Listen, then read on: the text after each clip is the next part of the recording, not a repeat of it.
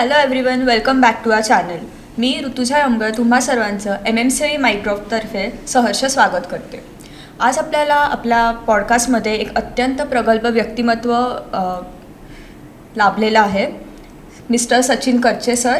Hello sir. सरांचं शालेय शिक्षण हे फलटणमधून झालेलं आहे.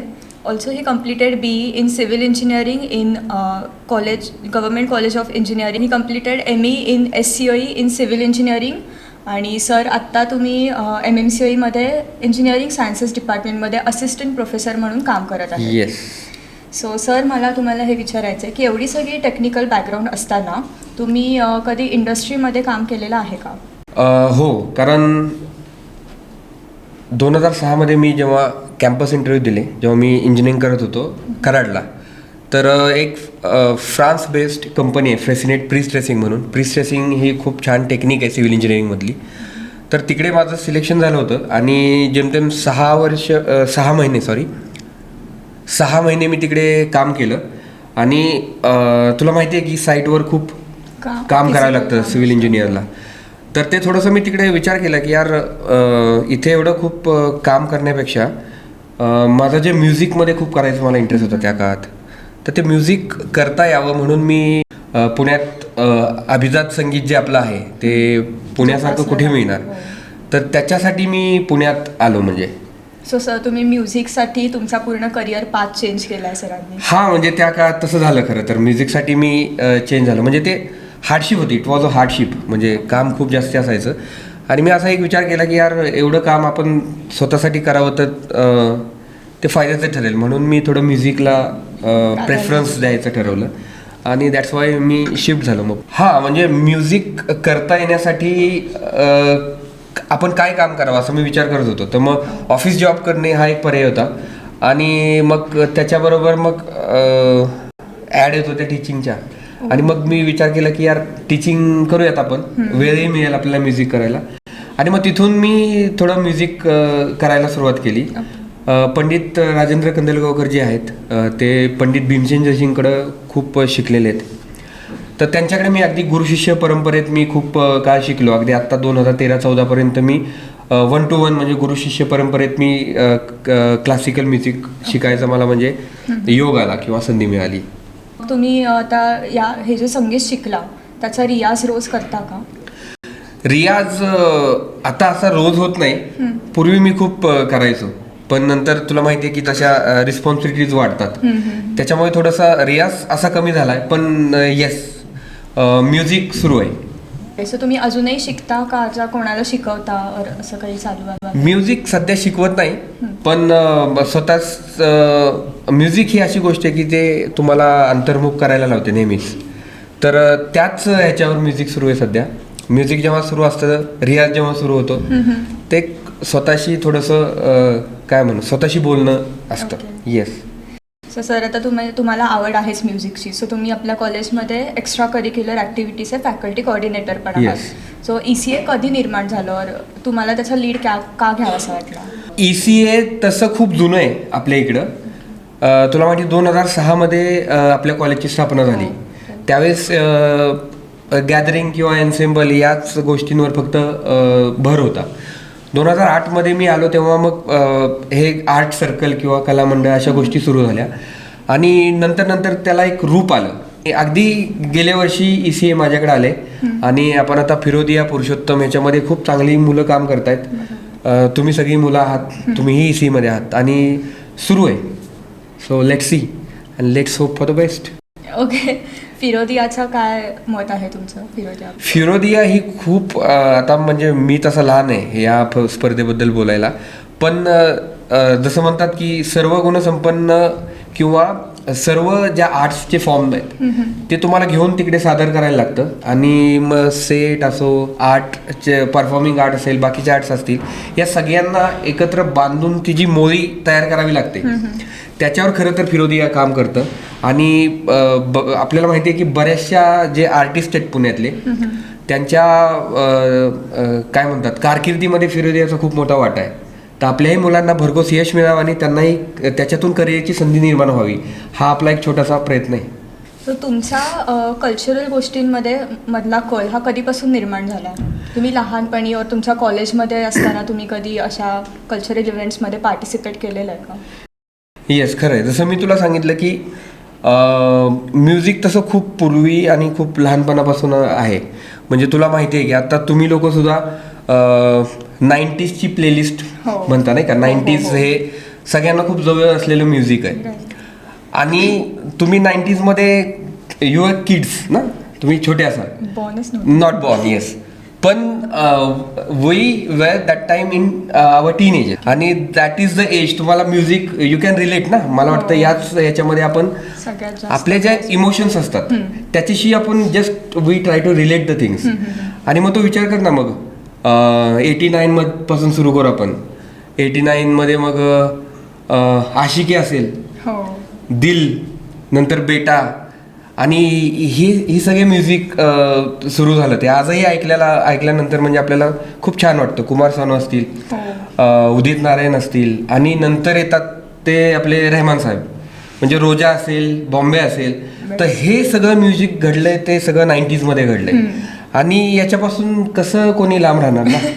तर या सगळ्या गोष्टींमुळे खूप ओढला गेलो. आणि फलटणसारख्या ठिकाणी त्यावेळेस असं शिकायला वगैरे असा प्रकार नव्हता. म्हणजे म्युझिक जाऊन शिकणं, पुण्यासारखं कल्चर असं म्हणजे खूप काहीतरी वेगळं वाटायचं. पण इंजिनिअरिंगमध्ये थोडंसं मला थोडं शिकायला मिळालं कराडमध्ये. अगदी थोडं, मी 2-3 महिने शिकलो. आणि स्पर्धांमध्ये तर भाग घेतच होतो मी. गॅदरिंगमध्ये म्युझिक, ड्रामा सगळ्या गोष्टी हो चालूच होत्या. तर मग त्यामुळे मी परत ठरवलं की यार आपल्याला म्युझिक थोडंसं शिकायचं आहे. म्हणजे म्युझिकमध्ये काय करणं ही गोष्ट वेगळी आहे, पण म्युझिक शिकणं हे मला खूप इम्पॉर्टंट वाटलं त्यावेळेस. मला माहिती नव्हतं मी काय करेल म्युझिकमध्ये, पण म्युझिक शिकायला मिळालं या जन्मामध्ये. याचा मला खरं खूप आनंद आहे. अमेझिंग. तुमच्या कॉलेजमध्ये तुमच्या लहानपणी अशी कुठली एखादी आठवण आहे का जी तुम्हाला आयुष्यभर लक्षात राहील इन जनरल? इंजिनिअरिंगमध्ये खरं तर मला स्पोर्ट्स आणि कल्चरल ॲक्टिव्हिटीज हे दोनच इव्हेंट्स आठवतात. बाकी तसं इंजिनिअरिंग आठवत नाही. आणि या म्हणजे अगदी झपाटल्यासारखे दिवस असायचे हे 8-15 दिवस. आणि अगदी आम्ही वेड्यासारखं त्याच्यामध्ये असायचो. मग तो आर्ट असेल, डान्स असेल, ड्रामा असेल. डान्स नाही ॲक्च्युली, पण ड्रामा आणि सोलो सिंगिंग. तर मग त्यावेळेस खूप मला वाटतं गायलेले आहे. तर माझ्याकडे थोडे त्याचे क्लिप्स पण आहेत. म्हणजे ज्यावेळेस मी ते कहो ना कहो गाणं जे होतं त्यातला तो जो अरेबिक पोर्शन आणि ते सगळं म्हणजे झपटल्यासारखं काम होतं त्यावेळेस. तर त्यावेळेसच्या खूप स्टेजवरच्या खूप छान आठवणी आहेत. आणि त्याच्यामुळेच स्टेजची खूप असं प्रेम असल्यासारखं आहे. आणि इथे आल्यावरही ते कायम आहे. आणि तसंच प्रयत्न असतो की मुलांनाही थोडंसं त्या दृष्टीने ओरिएंटेशन मिळावं. अमेझिंग. आता मी जर असं केलं तर माझे सगळे अकॅडमिक्स बिघडतात एका साईडला. सो कारण मी पण डान्स आणि सपोज गेले ECE तर पूर्ण अकॅडमिक्स खाली येतं माझं. सो तुम्ही तेव्हा कसं मॅनेज केलं होतं? नाही, ॲक्च्युली ही खरं तर मी तारेवरची कसरत म्हणेन. तुम्ही जर सगळं करून हे तुम्हाला करता येत असेल तर तुम्ही जरूर करायला लागेल. पण तुम्ही उगीच एक्स्ट्रा करिक्युलर ॲक्टिव्हिटीच्या नावाखाली तुमचे कॉलेजेस लेक्चर्स बंक करताय तर ते मग ही गोष्ट पण होत नाही आणि ती गोष्ट पण होत नाही. पण तुम्ही जर कन्व्हिन्स असाल तर येस, नो डाऊट थोडासा वेळ आपण काढून आपल्यातल्या ज्या कलागुण आहेत, कारण हेच दिवस आहेत आणि तुमच्यातल्या कलागुण जे आहेत ते याच 3-4 वर्षामध्ये तुम्हाला ते सरफेसवर आणायचे आहेत आणि परत त्याला घडवायचं आहे. So this is the very best time of your life की जिथे तुम्ही ह्या सगळ्या गोष्टी करू शकता, असं मला प्रामाणिकपणे वाटतं. सर, तुमचा एखादा फेवरेट सिंगर और आर्टिस्ट और तुम्हाला कुठला जॉनर सगळ्यात जास्त आवडतो? बेसिकली मी तुला जसं आत्ता सांगितलं की 90sमध्ये जसं की जुन्या काळामध्ये थोडं अजून 70-60sमध्ये गेलं तर लता दीदी आहेत, मग रफी साहेब आहेत, किशोर कुमार आहेत, मन्ना डे साहेब आहेत. नंतर एक कुमार सानू आणि उदित नारायण यांची एक लाट येते. नंतर त्याच्यात एक वेगळा रंग भरला जातो सोनू निगमच्या याच्याने. आणि परत मग A.R. रहमान म्युझिक करतात, गातात. तर या त्या काळामधल्या जे आर्टिस्ट आहेत त्यांनी आपलं आयुष्य असं गुंडाळल्यासारखं आहे. म्हणजे लिटरली आपण च्युइंगम असतं आणि त्याच्यामध्ये एखादी गोष्ट सापडली की ती बाहेर करणं खूप डिफिकल्ट आहे. त्या पद्धतीनं या लोकांनी मला वाटतं आपल्या आयुष्यामध्ये एक हे केलेलं आहे. तर मग तिथपासून तू बघितलंस तर आता अरिजित सिंग आहे, ह्या सगळ्या लोकांना मला खूप आवडतात. आणि क्लासिकलमध्ये विचार करशील तर किराणा घराण्याचं थोडंसं गाणं शिकल्यामुळे पंडित भीमसेन जोशींच्या गायकीचा किंवा त्यांच्यातली ती जी गाण्याची जी उर्मी आहे त्याचा माझ्यावर खूप डीप प्रभाव आहे. त्याच्यामुळे काय होतं की लाईट म्युझिक थोडंसं ऐकण्यापासून थोडं मी दूर जातो आणि थोडंसं क्लासिकल आणि तेवढ्या ताकदीचं ऐकायला मला खूप आवडतं. सर, तुमच्या एखाद्या आवडत्या गाण्याच्या 2 ओळी होऊन जाऊ द्यात आमच्यासाठी. यमन रागातलं एक खूप छान गाणं आहे, गझल आहे, ती मी गायचा प्रयत्न करीन.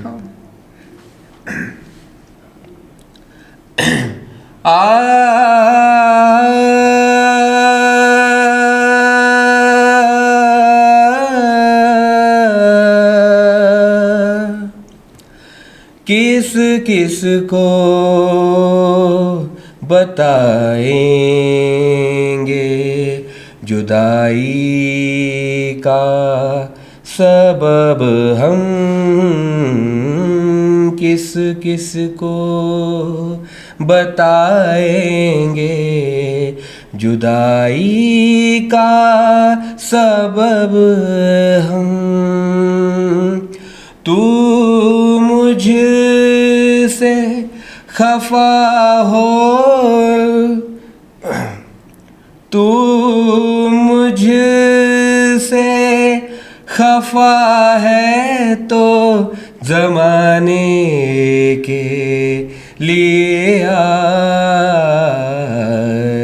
रंजिशें सही, दिल ही दुखाने के लिए आज रंजिशें सही. थँक्यू. खूप थँक्यू. जनरली प्रोफेसर्स आणि सोशल मीडिया याचा असा ताळमेळ काही बसत नाही, पण तुम्ही तुमचं सोशल मीडिया बघितलं आपण तर तुम्ही मस्त व्लॉग्स वर रील्स पोस्ट करत राहता, तर हे सगळं कसं घडलं? ॲक्च्युली सोशल मीडिया ही अशी गोष्ट आहे की पूर्वी कसं असायचं की यार तो मोबाईल बघतोय किंवा हे वाईट आहे असं खूप वाटतं जुन्या लोकांना किंवा थोडं तुमच्या मागची पिढी कन्सिडर आपण केली तर. पण त्याची ताकद जर तुम्ही लक्षात घेतली तर त्याची खूप ताकद खूप मोठी आहे. आणि आजकाल तुम्हाला जर यूथशी कनेक्ट व्हायचं आहे किंवा तुम्हाला तुमच्या ज्या इंटरेस्ट आहेत किंवा तुमच्या ज्या गोष्टी आहेत ज्या तुम्हाला वाटतं की आपण थोडंसं हे करावं प्रोजेक्ट, तर सोशल मीडियासारखं माध्यम कुठलंच नाही असं म्हणजे मला वाटतं. तर it is a very good medium through which we can showcase our talents असं मला वाटतं. आणि त्याच ह्याच्यातून मग ब्लॉगिंग वगैरे चालू असतं. आय गेस तुम्ही पहिलेच प्रोफेसर असे असाल जे आमच्यासारख्या मुलांना म्हणतात की सोशल मीडिया तुम्ही यूज करू शकता. येस, मला खरं खूप प्रामाणिकपणे वाटतं की मुलांनी त्याच्यामध्ये इन्व्हॉल्व अशासाठी असायला हवं की फिंगर टिपवर तुम्हाला खूप साऱ्या गोष्टी अवेलेबल असतात. म्हणजे तुम्हाला एखाद्या गोष्टीची इन्फॉर्मेशन हवी आहे, हिस्टॉरिकल इन्फॉर्मेशन असेल, अकॅडमिक इन्फॉर्मेशन असेल किंवा एखादी लँग्वेज शिकायची तू बघितलंस तर तू जर एक 2-3 वेळा लँग्वेजच्या रिलेटेड काही सर्च केलंस तर त्या दिवसभरात तुझं नॉलेज 100% अपग्रेड झाल्याशिवाय राहणार नाही. तर मला वाटतं की हे चांगल्या काही गोष्टीच आहेत, त्या चांगल्या गोष्टी तुम्ही त्याच्यातून घ्यायला पाहिजेत. आणि मग मला असं वाटत नाही की त्याच्यापासून मुलांना रोखलं पाहिजे, कारण तो खरं तर अविभाज्य घटक आहे. आणि ॲज लॉंग ॲज तुम्ही चांगल्या गोष्टी घेताय त्याच्यातून शिकताय तर मला वाटतं इट इज मस्ट, म्हणजे वाय नॉट, तुम्ही करायला पाहिजे त्या गोष्टी. बरोबर. पण मग आता इव्हन मी असं म्हणेन की तुम्ही लोक जेवढे रील्स किंवा बघत नसाल तेवढा मी बघतो. तुमचे रील्सवरचे आम्हाला जरा कमेंट्स वाचायचे होते आणि त्यावरची तुमची लाईव्ह रिॲक्शन बघायची आम्हाला. अच्छा, हे पण सेशन ठेवलाय. हो तर सो तुमचा पहिला व्हिडिओ हा आहे. अरे हा वाला. येस.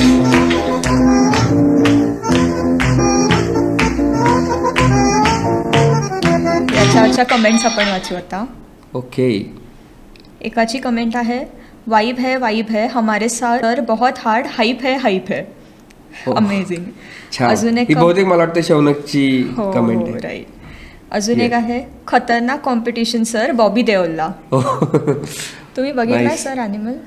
ॲनिमल मी बघितला नव्हता, पण मी जसं म्हटलं ना vibes, I was got into vibes. त्यावेळेस आम्ही गेलो होतो ट्रेकिंगला रायगडला. हो राईट. आणि काय माहिती ते मला मूवीज नव्हता बघितला, पण त्या वाईब्स येतात. ओके सो दॅट टाइम आम्ही तो केला होता. ओके.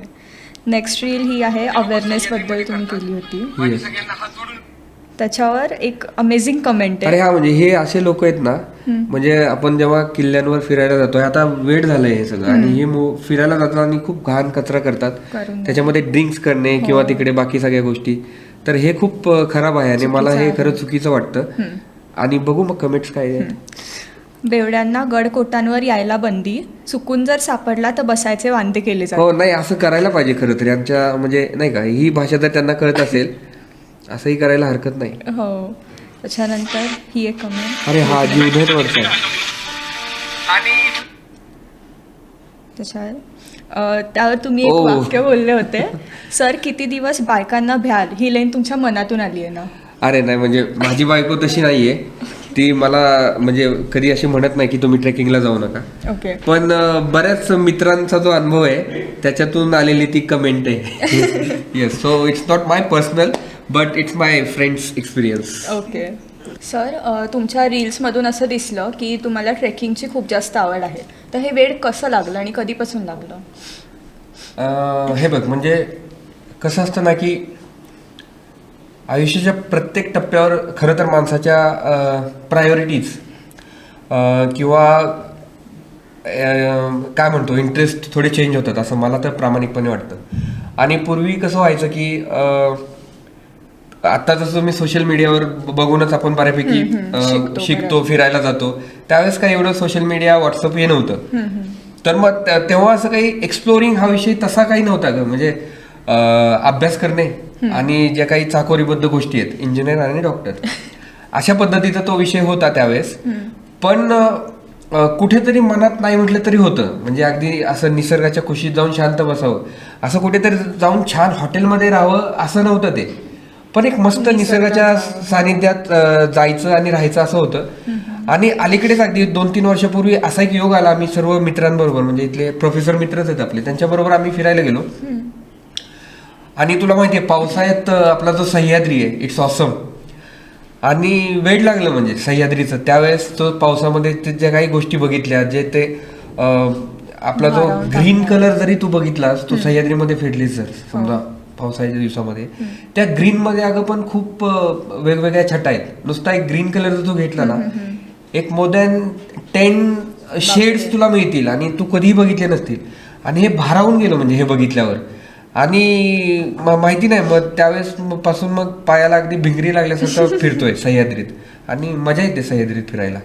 त्याच्यातूनच मग छत्रपतींचं वेळ लागलं. छत्रपतींचा इतिहास जाणून घ्यायचा, त्यांच्या आयुष्याबद्दल जाणून घ्यायचं, त्यांनी प्रत्येक आयुष्यातली जी घटना आहे त्याला कसं टॅकल केलंय आणि कसं कसं ओव्हरकम केलंय संकटांना, हे खूप भयंकर आहे आणि खूप खतरनाक आहे सगळा त्यांचा प्रवास आहे तो. त्याच्याशी थोडंसं एकरूप व्हायला मिळतं, त्यांच्या संबंधातलं वाचन होतं त्या निमित्ताने. आणि हे सगळं म्हणजे एका जन्मात होण्यासारख्या गोष्टी नाही त्या. हे खूप म्हणजे भयंकर आहे. अजून तुम्ही कुठले कुठले ट्रेक्स केलेले आहेत, कुठल्या गडांवर गेले आहात? ट्रेक्स बरेच झालेत. ट्रेकिंग म्हटलं तर बघ, पुणे आणि मुंबई आणि नाशिक हे ब्लेस्ड डिस्ट्रिक्ट आहेत असं मी म्हणतो. We are blessed.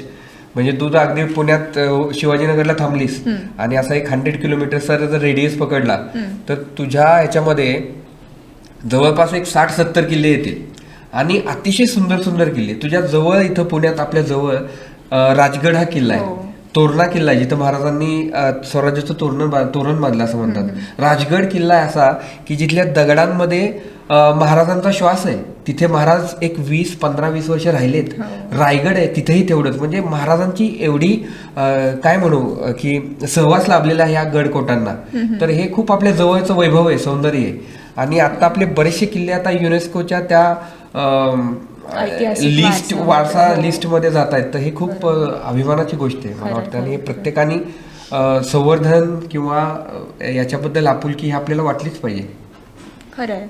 पुढे मागे तुमचा असं हा, तू किल्ले कुठले पाहिले विचारत होते. तर मग तेच आहे, आपल्या इथले म्हणशील राजगड आहे, रायगड आहे, तोरणा आहे, लोहगड आहे, विसापूर आहे, अजून सरसगड आहे, कैलासगड आहे, तर प्रतापगड आहे, विशाळगड आहे. तर हे असे आपले आसपासचे किल्ले आहेत. थोडंसं अजून तू कर्जतकडे जाशील तर तिकडे अजून काही छान किल्ले आहेत. गोरखगड नावाचा अतिशय सुंदर किल्ला आहे. नाशिकमध्ये जाशील तू तर हरिहर आहे. परत नगर जिल्ह्यामध्ये अकोल्याच्या आसपास हरिश्चंद्रगड सारखा किल्ला आहे. खूप खूप नावं घेता येतील. जीवधन आहे. जुन्नर तर म्हणजे लेणे आणि किल्ल्यांची अगदी राजधानी म्हणता येईल. तर खूप सुंदर आहे. तिकडे राणेघाट आहे. बरेचसे ट्रेकिंगचे स्पॉट्स आहेत, खूप सुंदर आहेत आणि बघायला पाहिजे ते. खरं म्हणजे मी तर म्हणतो भारताबाहेर तुम्हाला जायची गरजच नाही, एवढं वैभव सह्याद्रीने आपल्याला दिलं. Yes yes yes. पुढे मागे तुमचा असा काही एव्हरेस्ट वगैरे चढायचा विचार? एव्हरेस्ट वगैरे नाही अगं, कारण ते खूप एव्हरेस्ट खूप अवघड आहे. हिमालयातले ट्रेक्स आणि सह्याद्रीतले ट्रेक्स याच्यामध्ये खूप फरक आहे. मी असं म्हणेन की नॉट फॉर्च्युनेट इनफ की तो विचार करेन, पण नक्की असं परत जन्म घेतला आणि सबकॉन्शियसमध्ये या जन्माचं काय आठवलं तर मी त्यावेळेस तयारी करेन, म्हणजे 10 वर्षापासून की एव्हरेस्ट वगैरे चढायचं आहे आणि हिमालयातले ट्रेक्स करायचे. आता बघूया. Yes, thank you. तुमचा एखादा असा अविस्मरणीय अनुभव आहे का ट्रेकिंग मधला? ट्रेकिंगचे खूप गमती जमती असतात ट्रेकिंगमध्ये. ट्रेकिंग तुम्ही जेव्हा सुरुवात करता, आम्ही खूप बेसिक ट्रेक्सपासून सुरुवात केली, करायलाच पाहिजे तशी.